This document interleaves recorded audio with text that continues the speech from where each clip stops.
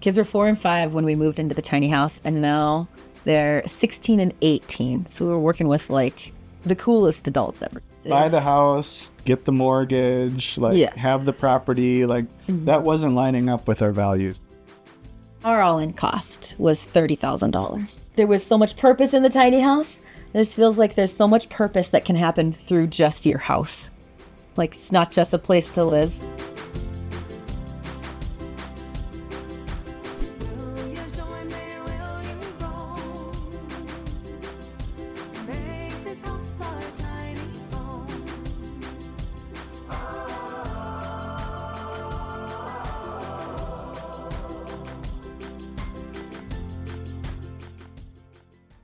Hi, I'm Kim, I'm Ryan.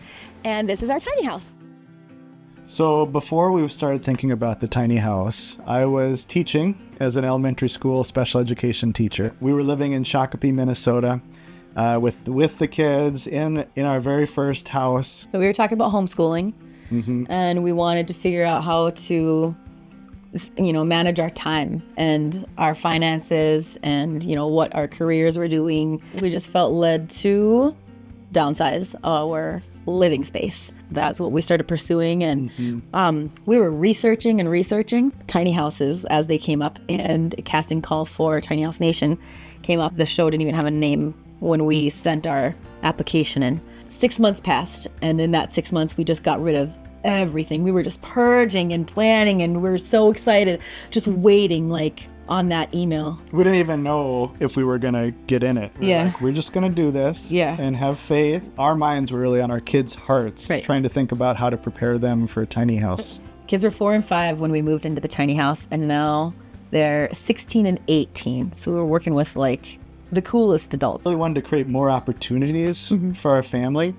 And we felt like with our home, our mortgage, my teaching salary, and also just the way we were living with our kids, because we wanted to prioritize homeschooling.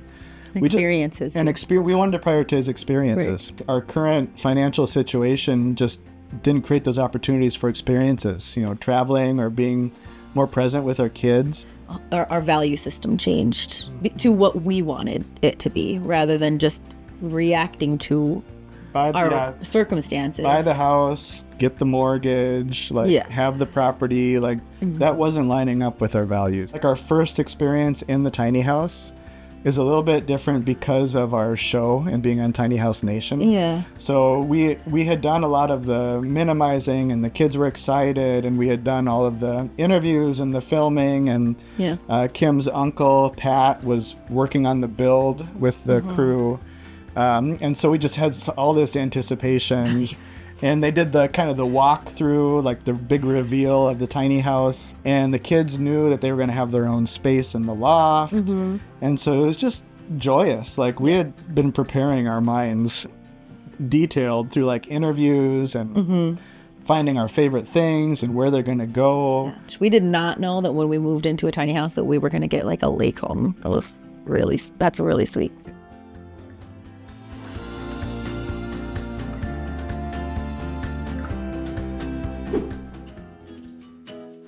Hello, welcome to Bless This Tiny House.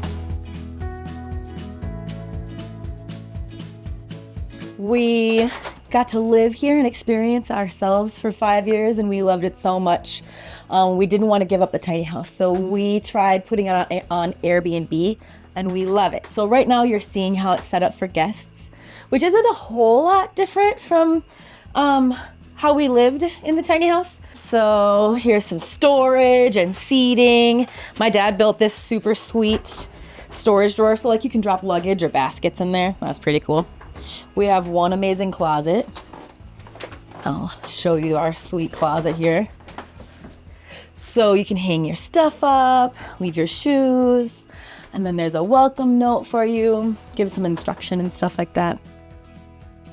When it was built with my Uncle Pat and Tiny House Nation, it's kind of different than an RV. RVs have a door on the side typically, and tiny houses often have a door on the side, but with the door on the end, it could have been any which way. And praise God, we have the kitchen sink facing the water, which is so good. You can hang out here and cook and do dishes and stuff like that. Look at this beautiful view. We love it. We love that our door is on the end, actually, which is, I mean, there's a lot of ways it could be built if the door had been here, but it's just so beautiful. When we lived here, we kept literally all the dishes in this drawer, but now it's silverware, tea, like some things you might need. French press, all the pots and pans, salt and pepper. You got your silverware. This is our junk drawer. You need a junk drawer with the scissors and tape and stuff, right? And then just other like dishes. There's trash and baking pans and stuff like that under there. This is the fridge. We've got side-by-side fridge, freezer. So cool, which we didn't have when we lived here. We had kind of an apartment size, and we had a nice chest freezer outside. That worked fantastic for us. But I didn't know something like this existed before we had guests, and I love this so much because even an apartment size refrigerator can feel like you just live with an appliance. We moved it around so much while we lived here. It was there, it was there. It was, I think I counted 11 different places as I moved things around all the time because, you know, the kids had their storage or their desks for homeschooling, and it was always changed around, and I really like that. The only stationary thing for us was this and the stairs, which are stationary, but they do come out so you can access that breaker box. We just got like a little nook for chilling out, reading or whatever. When we lived here, this was more of storage. We had this great big file cabinet, and the kids pulled out. They had all their laundry in there, and then I think they had a school desk and a school desk or something. But I'm gonna open it up and give people a place to sit. The kids, while we lived here and beyond, they have all of their heights recorded here. So Sully's 18 now, right there in Story, 16. Really tiny bathroom, but we've got standard size shower, a regular flushing toilet now. While we lived here, we had a composting toilet, so that was an experience, you know, builds character. It's fantastic. We loved it. But for guests, we switched out to a flushing toilet, and you got everything you need, towels and washcloths and everything, with a teeny tiny sink. For the kids when they were really little was just considering vanity and how much we look at ourselves in the mirror. And so at first, when we lived in the tiny house, we didn't have a mirror at all. My middle of the road, my compromise or whatever, was just to have broken mirrors. And this feels like an art project, so I broke it all up so you can gaze at yourself for a second, take care of what you need to take care of. But yeah, anyways, that's the background of the broken mirror. I wanted it to be something artsy and more about like what's happening there, and it's brief, not like spending your lifetime in the mirror, you know. Oh, and look, if you were to purchase a Tumbleweed L24 off the lot at that time was something like $67,000. So that's how we attribute the value of this house, as if we had purchased it from Tumbleweed and just pulled it off the lot already built. But our all-in cost was $30,000. We lived here for 5.5 years. And then they were like, we were just seeing that we needed a little more space because the kids were growing and they just needed their own rooms. And so really thinking about our family growing and options for the kids as they're becoming teenagers, we had to find another place to live. Yeah. We really love the tiny house and we don't want to sell it. So we bought the cheapest house on the market in town and fell in love with it. Loved it so much, and we thought we were just going to try Airbnb and see if it could pay for itself. It's just a great asset, so we did not want to give it up. Above us, that is our bedroom that way, and then Sully and Story's bedroom on the other side. So we'll show you that.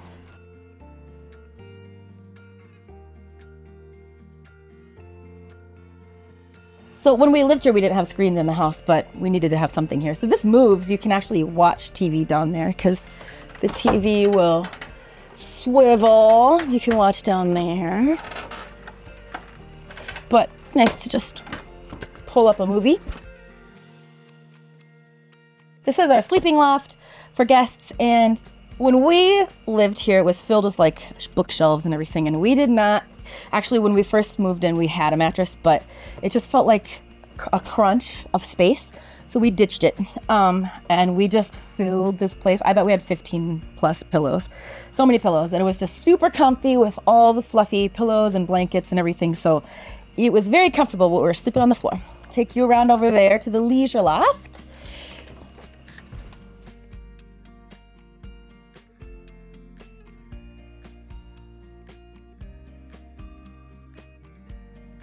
Yeah, welcome to the leisure loft. So over here we've got some games. There's like a whole game corner, and push and some books. A guest brought over this book. It was a pastor and his wife, and they were so cool. You'll never guess what I saw at the lake. So they sent that after their stay. That was really sweet. The circle window. It's the kids' side, the kids' window. It's pretty cute. It just kind of pulls everything together, I think. Makes it really sweet. This was Sully's side, and this was Story's side. And so they shared this space. I think it's 7 by 7, 7 foot by 7 foot space, until they were like 10 and 11. And we were just monitoring like all the time, like at what point is this not gonna work anymore? And so they were about 10 and 11 when it was like, I think it's time to get a little more space. And so because they started hanging curtains and walling it off and pushing their stuff from either side. It was great. So that's what kids do. So it was perfect for the season when it was perfect, and then they needed more space.